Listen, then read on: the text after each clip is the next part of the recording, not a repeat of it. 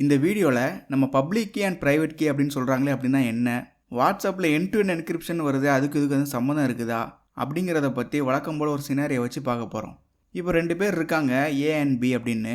ஏ வந்து பிக்கு ஒரு மெசேஜ் அனுப்புகிறான். அந்த மெசேஜ் பிக்கு போகிறதுக்கு முன்னாடியே இடையில ஒருத்தன் அந்த மெசேஜை வந்து எடுத்து ரீட் பண்ணி அதை மாற்றி பிக்கு அனுப்பிடுறான். பிக்கு கரெக்டான ஒரு மெசேஜும் போகலை அண்ட் அவங்களோட ரகசியமும் வெளியே தெரியுது, டேட்டா வந்து செக்யூராக இல்லை.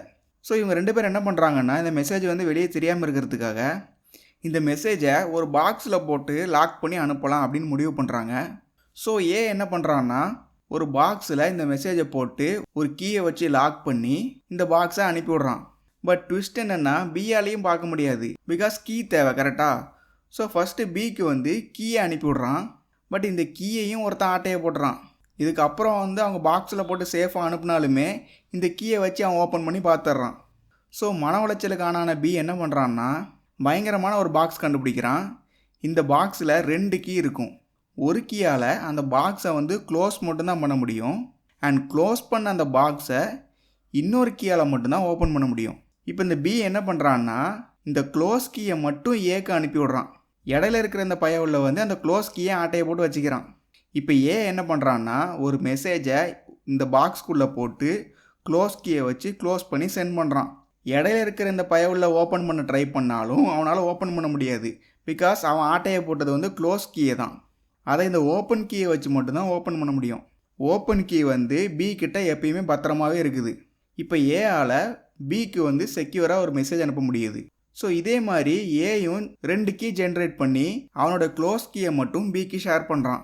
ஸோ இப்போ 2 பேரும் ஜாலியாக பேசிக்கலாம். இதே மாதிரி தான் இன்டர்நெட் கம்யூனிகேட் பண்ணும்போதும் நடக்கும். 2 பேர் ஒருத்தர் அனுப்பிக்கிற மெசேஜை வந்து ஹேக்கர்ஸ் இடையில ரீட் பண்ணிடக்கூடாதுன்னு சொல்லி அந்த மெசேஜை என்கிரிப்ட் பண்ணுவாங்க. என்கிரிப்ட்னா ரொம்ப சிம்பிள் தான். சிம்பிளிஃபைட் அப்படின்னு இருக்கிற வேர்டை வந்து இந்த மாதிரி கொச்சன்னு மாற்றுறது தான் என்கிரிப்ட் அப்படின்னு சொல்லுவாங்க. இந்த வார்த்தையை ஒரு கீயை வச்சு என்கிரிப்ட் பண்ணாங்கன்னா அந்த கீ இருந்தால் மட்டும்தான் டீக்ரிப்ட் பண்ண முடியும், அதாவது ஒரிஜினல் கண்டென்ட்டாக பார்க்க முடியும். ஓகே, ஸ்டார்டிங்கில் ஏயும் பியும் மெசேஜ் சென்ட் பண்ணுறதுக்கு 2 பேரும் சேம் கீ வச்சுருந்தாங்க அப்படின்னு நான் சொல்லியிருந்தேன் கரெக்டாக. அதாவது ஒரே ஒரு கீ தான் இருக்கும், அதை வச்சே பாக்ஸை ஓப்பன் பண்ணுவாங்கன்னு சொன்னேன். இதை தான் சிமிட்ரி கீ அப்படின்னு சொல்கிறாங்க, பிகாஸ் 2 பேர்ட்டையும் சேம் கீ தான் இருக்குது. இதை தான் ஏஇஎஸ் அப்படின்னு சொல்லுவாங்க, அதாவது அட்வான்ஸ்ட் என்கிரிப்ஷன் ஸ்டாண்டர்ட். இந்த சிமிட்ரி கீ யூஸ் பண்ணி கம்யூனிகேட் பண்ணால் கம்யூனிகேஷன் வந்து ஃபாஸ்ட்டாக இருக்கும். பட் இந்த சிமிட்ரி கீயில் இருக்கிற பிரச்சனையே இந்த கீயை ஷேர் பண்ணுறது தான். ஷேர் பண்ணும்போது இடையில ஒருத்தன் ஆட்டையை போட்டான்னா அவ்வளோதான். இதனால தான் 2 டிஃப்ரெண்ட் கீ கான்செப்டை கொண்டு வர்றாங்க. அதாவது க்ளோஸ் பண்ணுறதுக்கு ஒரு கீ, ஓப்பன் பண்ணுறதுக்கு ஒரு கீ. டெக்னிக்கலாக சொல்லணும்னா என்கிரிப்ட் பண்ணுறதுக்கு ஒரு கீ, டீக்ரிப்ட் பண்ணுறதுக்கு ஒரு கீ. அதை உங்களுக்கு புரிகிற மாதிரி க்ளோஸ் கீ, ஓப்பன் கீ அப்படின்னு நான் சொல்லியிருந்தேன். பட் ஆக்சுவலி அது வந்து பப்ளிக் கீ, ப்ரைவேட் கீ அப்படின்னு சொல்லுவாங்க. அண்ட் இந்த க்ளோஸ் கீயை வந்து ஒருத்தருக்கு ஒருத்தர் எக்ஸ்சேஞ்ச் பண்ணிப்பாங்கன்னு சொல்லியிருந்தேன்ல, இங்கே வந்து பப்ளிக் கீயை தான் ஒருத்தர் எக்ஸ்சேஞ்ச் பண்ணிப்பாங்க. அது பேர்லேயே இருக்குது பப்ளிக் கீ அப்படின்னு. ஸோ பப்ளிக்கிட்ட கொடுக்கறதுக்கு தான் இந்த பப்ளிக் கீ அப்படின்னு வச்சுருக்காங்க. இந்த ப்ரைவேட் கீ தான் ரொம்ப முக்கியமானது, இதை பத்திரமா வச்சுக்கணும். ஏன்னா இதை வச்சு தான் நம்மளால் ஓப்பன் பண்ண முடியும், அதாவது என்கிரிப்ட் ஆகி வர டேட்டாவை வந்து டீக்ரிப்ட் பண்ணி நம்மளால் ரீட் பண்ண முடியும். ஸோ இதை சேஃபாக வச்சுக்கணும். அண்ட் இந்த கான்செப்டை கண்டுபிடிச்ச மகான்கள் யாருன்னா ரிவெஸ்ட், ஷமீர், அடெல்மேன். இந்த 3 பேர் தான் கண்டுபிடிச்சாங்க. அதனால தான் இதுக்கு வந்து ஆர்எஸ்ஏ கீ அப்படின்னு சொல்கிறாங்க. அண்ட் இதை வந்து ஏசிமெட்ரிக் கீ அப்படின்னு சொல்லுவாங்க. ஏன்னா 2 பேர்கிட்டையும் டிஃப்ரெண்ட் கீஸ் இருக்குது கரெக்டாக. பப்ளிக் கீ, ப்ரைவேட் கீன்னு டிஃப்ரெண்ட் கீஸ் இருக்கிறதுனால இதை வந்து ஏசிமெட்ரிக் கீ அப்படின்னு சொல்கிறாங்க. அண்ட் இந்த ஆர்எஸ்ஏ கீயில் இருக்கிற பிரச்சனை என்னென்னா, கம்யூனிகேஷன் வந்து ஸ்லோவாக இருக்கும். இதை யூஸ் பண்ணி செக்யூராக கம்யூனிகேட் பண்ணலாம், பட் ஸ்லோவாக இருக்கே அப்படின்னு யோசிக்கும் போது தான் அவங்க மண்டையில் வந்து ஒரு பல்ப் எரியுது. அதாவது ஏஇஎஸ், அதாவது சிமிட்ரிக் கீயில் கீயை ஷேர் பண்ணுறது தான் ப்ராப்ளம், பட் ஃபாஸ்ட்டாக இருக்கும். ஆர்எஸ்ஏல கீயை ஈஸியாக ஷேர் பண்ணிடலாம், பட் ஸ்லோவாக இருக்கும். ஸோ நீங்கள் 2 பேரும் ஏன் ஒன்றா ஒர்க் பண்ணக்கூடாது அப்படின்னு யோசித்து என்ன பண்ணுறாங்கன்னா, ஃபஸ்ட்டு 2 பேரும் ஆர்எஸ்ஏ மூலமாக அவங்க பப்ளிக் கீயை ஷேர் பண்ணிடுவாங்க. அப்புறம் இந்த ஏஇஎஸ் கீ, அதாவது சிமிட்ரிக் கீயை இந்த பப்ளிக் கீ மூலமாக என்கிரிப்ட் பண்ணி அனுப்புவாங்க. ஒரு கீயையே என்கிரிப்ட் பண்ணி அனுப்புகிறாங்க. ஸோ இந்த கீயை வந்து யாரும் ஆட்டையை போட முடியாது. ஏன்னா ஆட்டையை போட்டால் அந்த கீயை என்கிரிப்ட் ஆகிருக்கு, அதை ஓப்பன் பண்ணுறதுக்கு ஒரு கீ வேணும்ல.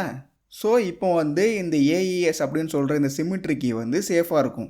இப்போ 2 பேர்ட்டையும் சிமிட்ரிக் கீ இருக்கும். இப்போ ஏஇஎஸ் யூஸ் பண்ணி ஃபாஸ்ட்டாக கம்யூனிகேட் பண்ணுவாங்க. அதாவது அவங்களோட ஏம் என்னென்னா, இந்த ஏஇஎஸ் கீயை வந்து செக்யூராக அடுத்த பக்கம் கொண்டு போகணும்.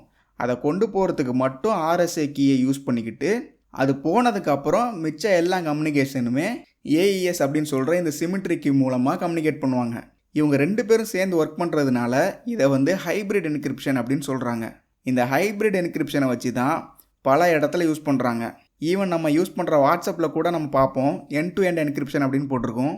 அங்கேயும் இதே கான்செப்ட் தான். ஸோ உங்கள் மெசேஜை வந்து இடையில யாராலையும் பார்க்க முடியாது, செக்யூராக இருக்கும் அப்படின்னு சொல்கிறாங்க. பட் வாட்ஸ்அப்பில் வந்து ஒரே ஒரு வித்தியாசம் என்னென்னா ஆர்எஸ்ஏ யூஸ் பண்ணாமல் இசிசி, அதாவது எலிப்டிக் கர்வ் கிரிப்டோகிராஃபி. பிகாஸ் மொபைலில் வந்து ஆர்எஸ்ஏ வந்து கொஞ்சம் ஹெவியாக இருக்குன்னு சொல்லி இந்த கீயை யூஸ் பண்ணுறாங்க. அண்ட் இது வாட்ஸ்அப்பில் மட்டும் இல்லாமல் பல இடத்துல யூஸ் பண்ணுறாங்க. ஸோ இப்போ வந்து உங்களுக்கு ப்ரைவேட் கீ, பப்ளிக் கீ, அப்புறம் இந்த சிமெட்ரி கீ இதெல்லாம் என்ன உங்களுக்கு புரிஞ்சிருக்குன்னு நினைக்கிறேன். வீடியோ பிடிச்சிருந்தா லைக், ஷேர் அண்ட் சப்ஸ்கிரைப் பண்ணுங்கள். தேங்க்யூ.